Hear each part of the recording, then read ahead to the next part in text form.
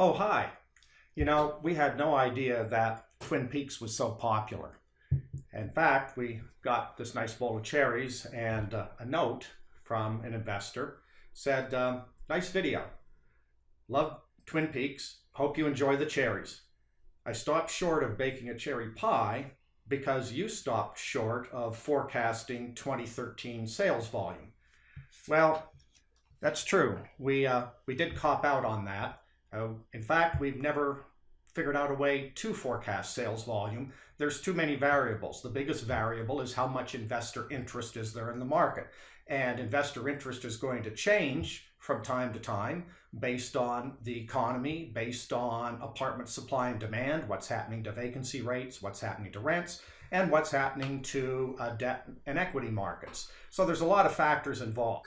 When you look at the long-term trend of monthly sales volume, this is what you get. You can see that there's a lot of ups and downs. It's not completely predictable. It does seem to flow in a pattern, though. You can see that sales volume has been picking up in the last couple of years, 2 to 3 years, on a pretty steady basis. But it's still below what it had been since the beginning of 2000, although it's getting closer to what volume was a dozen years ago or so.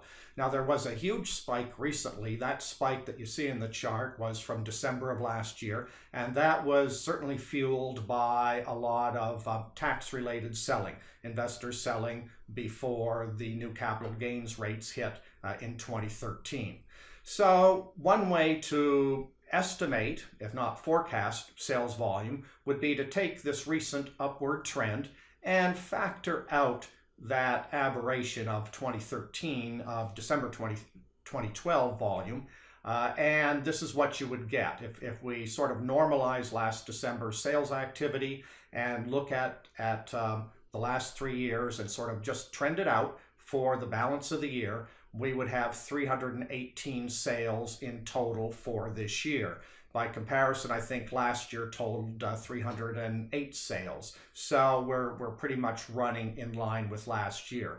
There's a problem, though, with just taking the last 3 years or 2 years or whatever and just extending that trend out into the future. At some point in time, because that trend only goes up, it doesn't reflect what really happens in the economy and the real estate market, where sales activity will go up for a period of time, then it will go down. Because these trend lines only work in one direction. At some point in time, it will be forecasting more annual sales volume than there are actually properties in the market. So you can't rely on just doing a trend line, but it's a tool, especially on a short-term basis. Another thing to look at is what's actually happened in the past. We do have some clues right now as to what investor attitudes are about the market. How do they feel about rents and vacancies? How do they feel about the economy? How are current mortgage rates impacting their decisions?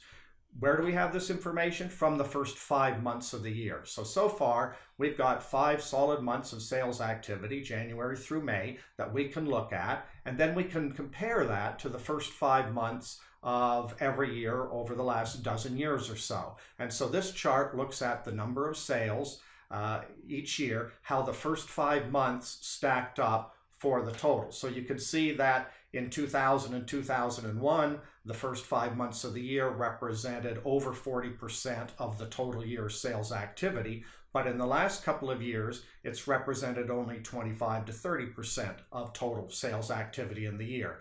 The last couple of years are due to a couple of factors. One, there's the December tax factor last year. But beyond that, we've been in, as you saw from the first chart, a steadily rising market where there's more sales activity pretty much on a month-to-month basis. So investors have continued to get more interested in our region's apartment market. So the first 5 months of the year represented a smaller percentage of the total. The long-term average is about 35 or 38%. So the first 5 months represent 35 to 38% of the total sales activity.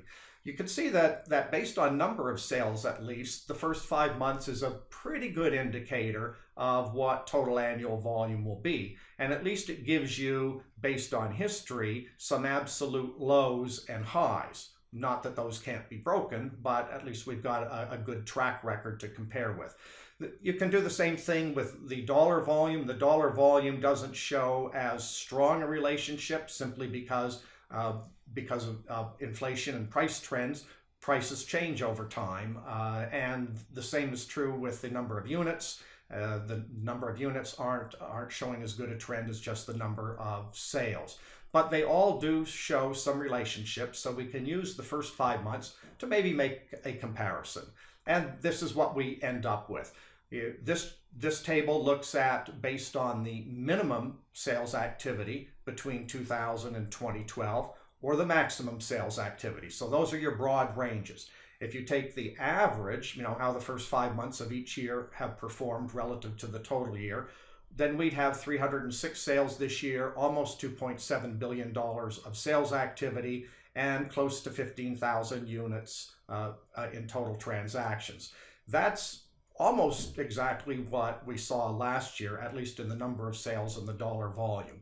If you take that trend line from 2011 through 2012 and extend it out for the rest of this year, you get a pretty similar result. 318 sales, $2.7 billion worth of volume, and 14,600 units. So although we've never forecast sales activity in the past, and we still aren't forecasting it here, at least we've made a better effort to do some estimates based on what prior activity shows us. And so if you want to look at the table and the charts in more detail, you'll find them in the article on our website at www.duprescott.com. The article's called Firewalking is Easier, certainly easier than forecasting apartment sales volume activity. I hope that you enjoyed this week's video, and you'll come back next week for another weekly apartment update. I'll finish the cherries now.